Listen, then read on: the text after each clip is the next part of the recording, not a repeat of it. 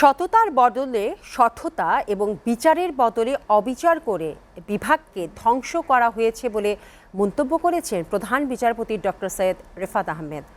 রাজধানী বঙ্গবন্ধু আন্তর্জাতিক সম্মেলন কেন্দ্রে নাগরিক প্ল্যাটফর্ম আয়োজিত কনফারেন্সে তিনি এই মন্তব্য করেন। সুশাসনের জন্য জনসংস্কার শীর্ষক দুদিনব্যাপী নাগরিক সম্মেলনের উদ্বোধনী আলোচনার প্রধান বিচারপতি জানান, প্রাতিষ্ঠানিক সংস্কারের মাধ্যমে জনবান্ধব বিচার বিভাগ গড়ে তোলা হবে। আরও জানাচ্ছেন মিজান আহমেদ।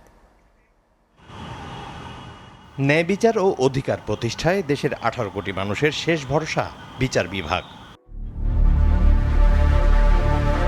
তবে পতিত স্বৈরাচারের সময় বিচারপতিদের রাজনৈতিক সম্পৃক্ততা যেমন স্পষ্ট ছিল, ঠিক তেমনি তাদের দুর্নীতি এবং অনিয়মের খবর শিরোনাম হয় গণমাধ্যমে। এমন বাস্তবতায় বিগত সরকারের রেখে যাওয়া বিচার বিভাগকে ধ্বংসস্তূপ মন্তব্য করে নতুন করে যাত্রা শুরুর প্রত্যয় ব্যক্ত করেন প্রধান বিচারপতি ডক্টর সৈয়দ রেফাত আহমেদ। এই মুহূর্তে আমরা এক ধ্বংসস্তূপের উপর দাঁড়িয়ে আছি। বিগত বছরগুলোতে বিচার প্রক্রিয়ায় আমাদের বিচারবোধ ও ন্যায় বিচারের মূল্যবোধকে বিনষ্ট ও বিকৃত করা হয়েছে। সততার বদলে সততা, অধিকারের বদলে বঞ্চনা, বিচারের বদলে নিপীড়ন, আশ্রয়ের বদলে নির্যাতনকে স্বাভাবিক ব্যাপারে পরিণত করা হয়েছে। অথচ এরকম সমাজ ও রাষ্ট্র আমরা চাই না। বঙ্গবন্ধু আন্তর্জাতিক সম্মেলন কেন্দ্রে দুদিনব্যাপী নাগরিক সম্মেলনের উদ্বোধনী অনুষ্ঠানে প্রধান অতিথির বক্তব্যে জনকল্যাণমুখী বিচার বিভাগ গড়ে তোলা হবে বলেও জানান ডক্টর সৈয়দ রেফাত আহমেদ।